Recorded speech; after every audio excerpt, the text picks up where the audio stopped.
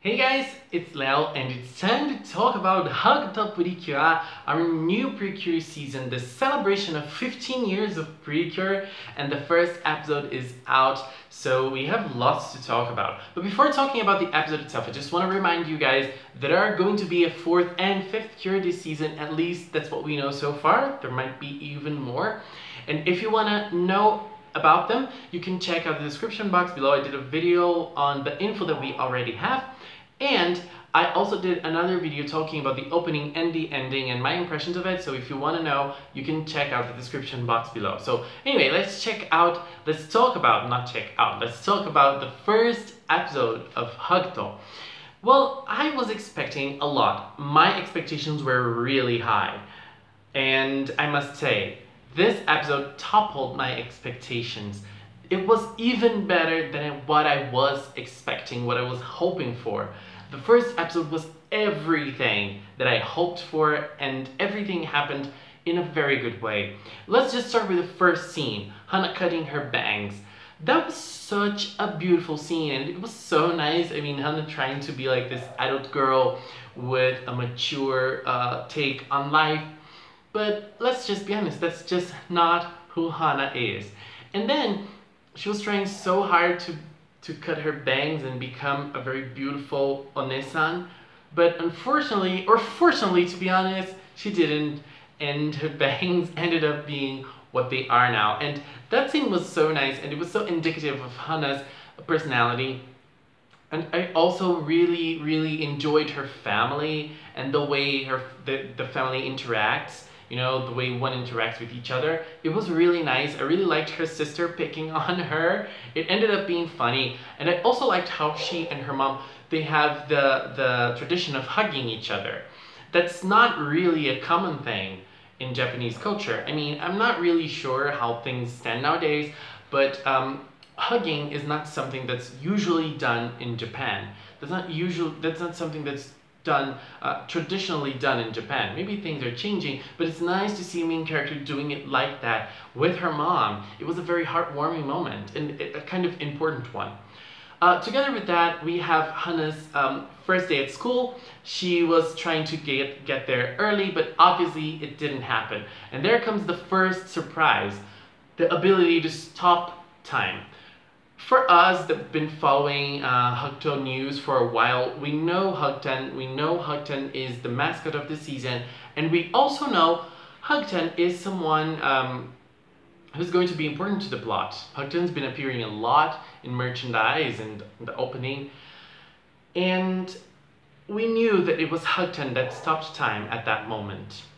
But it's nice because we didn't know HUGTTO had those kind of powers, and we didn't really know what actually was HUGTTO doing. I mean, HUGTTO was in the sky.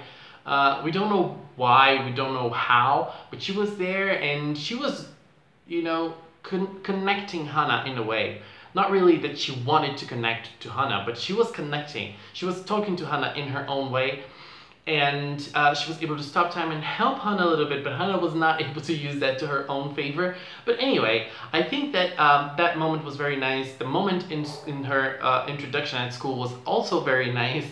And I think that she really, it was really bright. You know, that moment was really bright. It really showed her personality. And I also liked how they showed Homare's first interaction with Hana. Homare's first impression was really good. Homare is very tomboy. I was not expecting that in her voice, but she's a tomboy girl. I love that, and I loved how she was so carefree with her interaction with the teacher. She wasn't really worried about being late that day. But I must say, Saya's first scene was really boring. So I was just like looking shocked at Hana, you know. But I must say, Saya is a very dear character already. I really liked her in this first episode, and I really liked that Saya and Homare have something. You know, they're not really, it doesn't really seem that they're friends, but it seems to me that they're very different from each other, but they feel very secure. They feel safe when one is around the other. They can feel open. They don't have to fake, you know, a personality. So that's why they stay on the roof. And that's also a very interesting thing about Saya that I noticed, is that Saya is someone who was supposed to be very popular and who was supposed to be very active at school because she is the class rep, right? Or is she the leader of? I think she's the class rep, and she seems to be so. She would probably be that person who is very strict with rules, but she's not, and she even commended Hana in the way that she acted in this first day of her at school. That was very nice of her. I really liked that. And I liked how Homare also praised Hana, because Hana is a very different person. She is someone who really stands out of the mold. And I really liked how both of them praised her. And that's something that she needs to achieve in herself. She doesn't really need to change to become someone more serious, more mature. She is that person because and her personality is a really good personality. And in this episode, we also had the meeting of Hana together with HUGTTO and Harry. That meeting was really strange. I think it lacked something. It lacked a little more impact. But I think that the way Hana dealt with it was very natural. It felt very natural. She didn't really she wasn't really shocked with the whole situation. She was shocked, but not that much. And I really felt that she catched on very fast with what was going on. And she was able to get them in her house, but obviously they weren't able to stay because HUGTTO is a baby. It's very hard to keep HUGTTO in a house and no one in the house would know. I mean, how would they do that? So Harry took HUGTTO away. And another detail I liked, Hana always drawing things. She's a good drawer and her style is very cute. I really liked that. And her interactions in school with Saya really captured my heart. Now let's talk a little bit about the villains. I really like the team of villains right now, and we have 5 villains, and the big bad boss is already appearing, and I don't know, it seems to me that he is going to be one of the main antagonists. We don't know who they are yet, but I really liked those 5 villains that we have so far. The first one is, I forgot her name, but they don't say the name in this episode. It's the purple one. It seems to me that she's a robot. And she seems different from the other 4 because she is very stoic. It doesn't really seem that she has a lot of personality going on for her. You know, she's very stoic. And the other 4, I loved how they talk and how they discuss about, you know, having to meet their quota, because if not, they're going to be fired. They're not going to receive a raise. And that's a very interesting talk. That's a very specific kind of talk in the corporative world. And that's very smart. I love that. It's a callback to Precure 5, but I think that in this time we're gonna have more focus on the villains, we're gonna know more about them. That's very interesting. I really liked that. And this first villain that came out in this first episode was very interesting, but he doesn't really look like he is a cooperative type of person, you know? He seems very carefree, at least in the way he acts. And what was that dance? What the hell was that? I was so confused, but it ended up being like a cool part of that character. And an interesting thing that I noticed, they're searching for something called Asupawawa, which seems to be a power when people's dreams for the future are shining, you know, and then they capture it in the air. And when he saw that at school, he noticed that that place was full of Asupawawa, so that he was able to capture it there. He needs that power. He needs to capture that power, because with those power, it comes the Mirai crystals. The Mirai crystals are things the cures use to transform.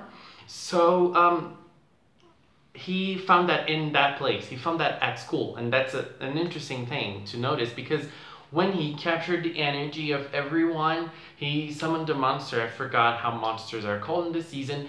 And he talked that, okay, now I just have to wait for the Precure to arrive.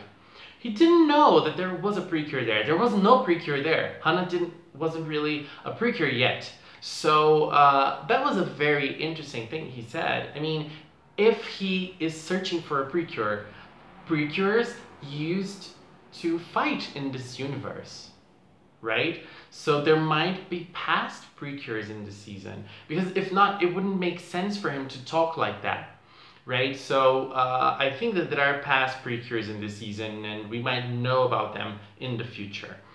But with that attack, it was nice because Saya helped Hana, helped everyone, but Hana was the one that actually confronted the monster.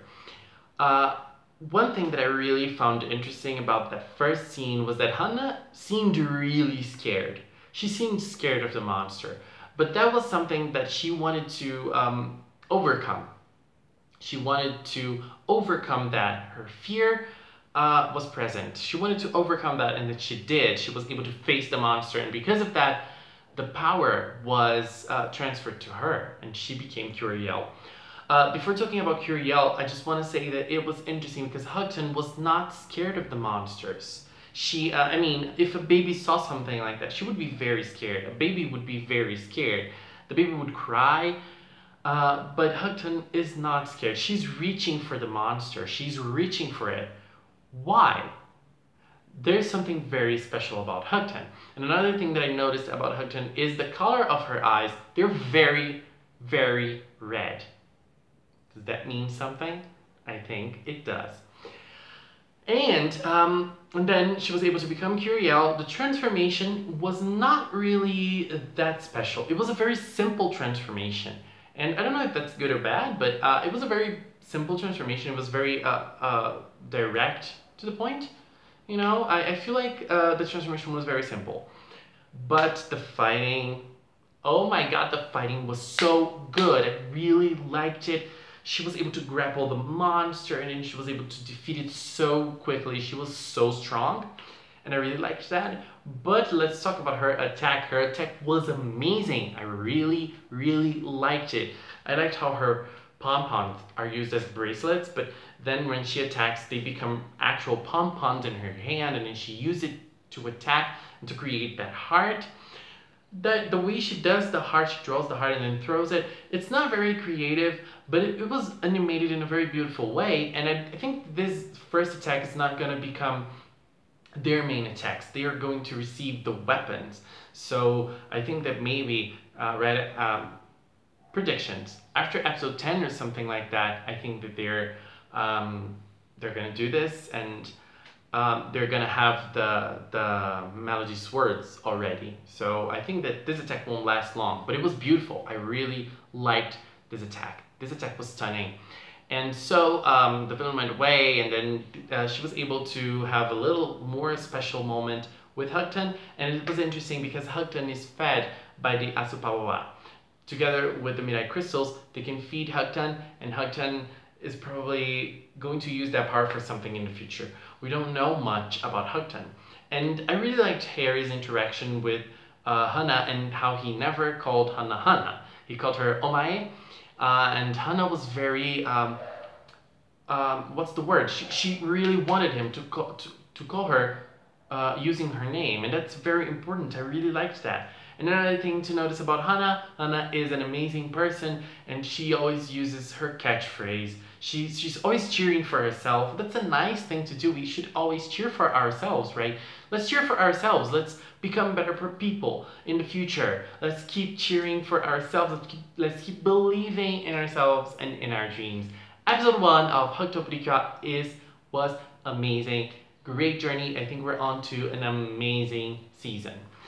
Guys, thank you so much for watching, and until next time, bye bye.